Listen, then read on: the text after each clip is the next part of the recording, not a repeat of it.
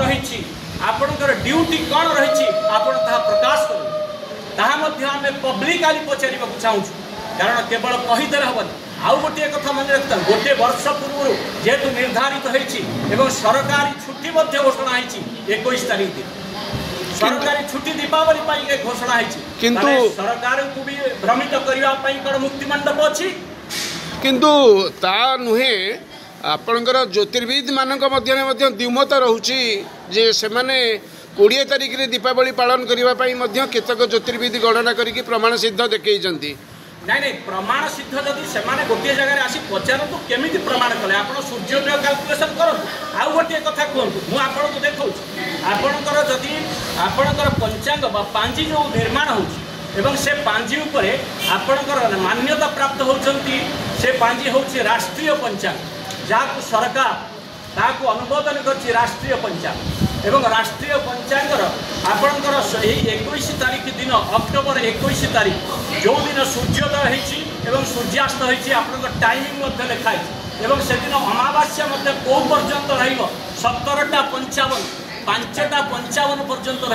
तेणु आपण मैंने कहतु जहाँ मुक्तिमंडप अनुमोदन कर पांजी तार सूर्य अमावास्या केते पर्यंत रही जदि से कौन गणना न जानती ताले गणना केमिति करा 21 तारीख 5टा 55 पर्यंत रही तेणु 5टा 55 पर्यंत रही 5टा 18 मिनिट पर्यंत आउ एक पांजी आसीला से पांजी करे देखंतु कहतु कहतु से पांजी रे मध्य सूर्य उदय होछि 5टा 18 मिनिट सूर्यास्त 5टा 18 मिनिट संध्या तेणु प्रदोष व्यापी प्रदोष से कह जाए जिते संध्या को क्रॉस कर जाए आप जानते त्रयोदशी प्रदोष व्रत कहीं रखते प्रदोष माने कौन प्रदोष माने समस्त पाप अर्थात जो माने निर्मल होगापाई प्रदोष व्रत कर प्रदोष दोष खंडन हुए जहाँ जानतरे अजानतरे आम भूल करूँ तार दोष को खंडन करने प्रदोष व्रत करें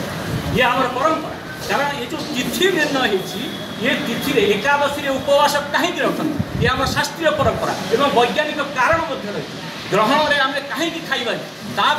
वैज्ञानिक कारण रही तेणु आमर ये जो उपवास और व्रतर जो नियम रही शास्त्रीय परंपरा रही आपण दीपावली पालन संक्षिप्त गोटे जनसाधारण गोटे मुहूर्त बरणी दिखते आउ बेसी किसी कहतुनि दीपावली केबे पालन करेंगे धर्मीय चेतना एवं एस्ट्रोलॉजिकल ज्योतिष गणना अनुजाई दीपावली को 21 तारीख दिन पालन करने अत्यंत शुभप्रद एवं जो माने ये दिन पालन न करेंगे पितर माने निराश हुई आप पंडित सर्वस्व गंगाधर पद्धति साकी भाव में लिखिदे जदि पद्म पुराण में आप जो कथा लिखाई आप मानवे कि नहीं आम पुराण को आम मानव कि नहीं तेणु शास्त्र को आमको मानिया पड़ो प्रथमे आम शास्त्र निष्ठ होगा।